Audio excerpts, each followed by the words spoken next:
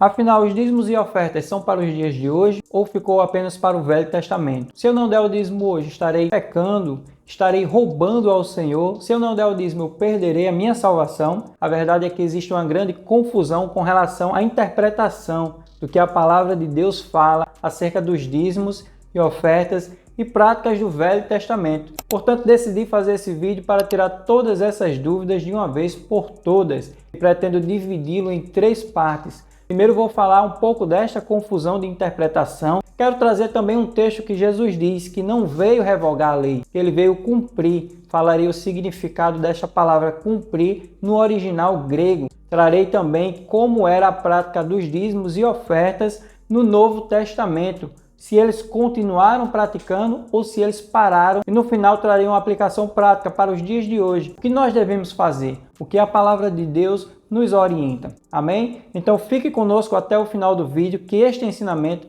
vai lhe surpreender. Primeiro vamos começar falando acerca desta confusão de interpretação. Existe uma teologia que é a teologia da prosperidade, onde eles pregam que quanto mais você ofertar, quanto mais você dizimar, mais você será abençoado. Pregam isso de uma maneira errada, porque muitos cristãos ofertam e dizimam como se fosse um investimento. E se eles estão fazendo um investimento, eles esperam ter um retorno da parte de Deus, daquele dinheiro que ele colocou na igreja. E eles se frustram porque ao longo do tempo eles vão investindo e não vão receber este retorno financeiro, porque não é desse jeito que funciona. E por causa desse ensinamento errado, muitos criticam os pastores falando que os dízimos e ofertas servem apenas para enriquecer os pastores, servem apenas para enriquecer as instituições religiosas. Em contrapartida, existem outras igrejas que pregam que o dízimo foi apenas para o Velho Testamento, que hoje em dia nós não devemos dar o dízimo na igreja porque era coisa dos judeus. Os judeus levavam o dízimo para o templo, para os levitas, para os sacerdotes, e essas mesmas igrejas passam por dificuldades porque falta dinheiro para as manutenções básicas, falta dinheiro para sustentar os ministros. Mas afinal, nós devemos dar o dízimo ou não? Se nós não dermos o dízimo, estamos roubando ao Senhor? Vamos ver o que Jesus fala em sua palavra. No Sermão do Monte, Jesus fala que não veio revogar a lei. Ele diz que veio cumprir. E muitos entendem esta palavra cumprir como obedecer. Só que se fosse obedecer, então temos que seguir todas as 613 leis do Antigo Testamento. Sacrifício de animais, circuncisão, leis alimentares, entre outras coisas. A palavra que Jesus usou para cumprir no grego é plerosai, que significa preencher, completar, dar sentido pleno. Você imagine o vaso em cima de uma mesa. Jesus está dizendo, eu não vim quebrar o vaso da lei, eu vim preenchê-lo, eu vim dar a ele seu significado completo. Quando ele fala, eu vim cumprir, ele não está dizendo, eu vim obedecer. Ele está dizendo, eu sou o cumprimento do caráter profético de tudo que está escrito. Por exemplo, todos aqueles cordeiros que morriam no Antigo Testamento eram figuras proféticas. João Batista entendeu isso quando ele disse, eis o Cordeiro de Deus que tira o pecado do mundo. Então Jesus ele completou, ele deu sentido pleno. E hoje nós não precisamos mais sacrificar animais, não porque a lei foi abolida, mas porque Jesus cumpriu o sentido profético daquela lei. Ou seja, a lei não foi revogada, ela foi cumprida em Cristo Jesus. E vamos agora à segunda parte, onde fala do Novo Testamento. Para um leitor mais atento, ele vai perceber que na igreja primitiva foram adotadas práticas dos judeus, práticas que eles já faziam antes. Por exemplo, ir até o templo para adorar, horários específicos de cultos, entre outras coisas. Em contrapartida, algumas práticas elas deixaram de ser feitas. Por exemplo, o sacrifício de animais. E o motivo nós já explicamos aqui. A guarda do sábado também deixou de ser praticada. E com relação aos dízimos e ofertas, nós temos que entender os princípios por trás deles. Por exemplo, hoje em dia nós não somos obrigados por lei a dizimar, a ofertar como era feito no Antigo Testamento, que o judeu ele precisava ofertar, ele precisava dizimar para sustento dos levitas, para a manutenção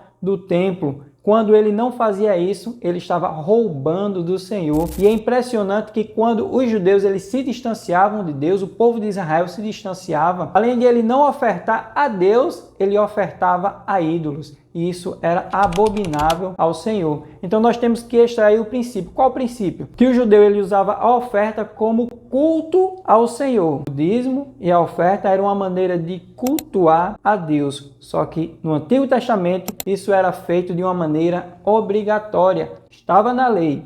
Hoje em dia não está na nossa lei, mas o princípio continua. Tanto é que os cristãos da igreja primitiva eles continuaram com essa prática e vou mostrar já já para vocês. Outro princípio que nós devemos adotar também é usar os dízimos e a oferta como adoração a Deus. E percebemos que esta adoração ela veio antes mesmo da lei mosaica, através de Abraão, através de Jacó, que dizimou com o intuito de adorar a Deus, de agradecer a Ele pelas bênçãos que ele tinha recebido. Nós adotamos também este princípio de ofertar e dizimar como uma expressão de adoração. E um outro princípio é que o dízimo e a oferta servia para sustentar o templo, para sustentar os levitas, os sacerdotes, e nos dias de hoje também são usados para sustento da igreja, sustento dos obreiros que dependem 100% da obra, que se dedicam a fazer a vontade de Deus, a estudar, para ensinar. Por isso nós devemos compreender o princípio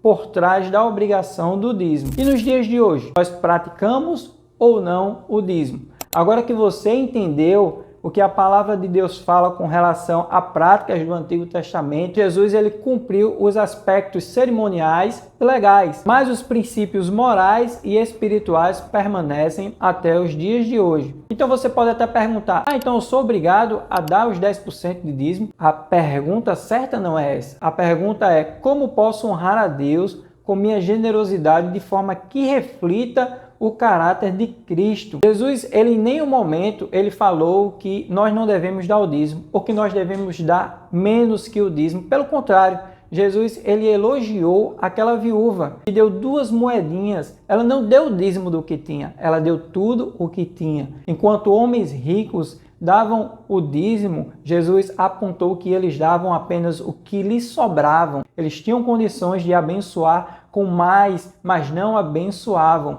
E aquela pessoa, aquela viúva, abençoou com tudo o que tinha. Nós vemos também uma orientação do apóstolo Paulo lá em 2 Coríntios, capítulo 9, versículo de número 7, onde ele fala assim: cada um contribua segundo tiver proposto no seu coração, não com tristeza ou por necessidade, porque Deus ama ao que dá com alegria. Então, qual seria a atitude correta com relação aos dízimos e ofertas nos dias de hoje? Não deve ser como obrigação legal. Não deve ser para obter bênçãos. Não deve ser por medo de ser castigado, mas deve ser como expressão de gratidão ao Senhor, como meio de contribuir para o avanço do reino, pela fé, com um coração grato e propósito definido. Então, se você hoje não tem condição de dar os 10%, dê aquilo que o Senhor coloca no seu coração, mas você precisa dar com alegria, dar com a intenção de adorar a Deus e com o propósito de no futuro abençoar com 10%. O importante é não usar a graça de Deus como desculpa para dar pouco ou não entregar o dízimo. E não usar a lei como motivo de dar por obrigação. Eu estou dando forçado. Não, você não deve fazer isso. E em síntese, dar o dízimo é uma prática para os dias de hoje também, porque é uma maneira de ofertarmos, é uma maneira de adorarmos a Deus. Nós entendemos que é um culto que nós prestamos a Deus através de nossas ofertas. Se gostou do vídeo, já dá um like. Espero ter tirado todas as suas dúvidas com relação aos dízimos e ofertas, mas se ficou ainda alguma dúvida, coloque aqui nos comentários e eu lhe espero no próximo vídeo.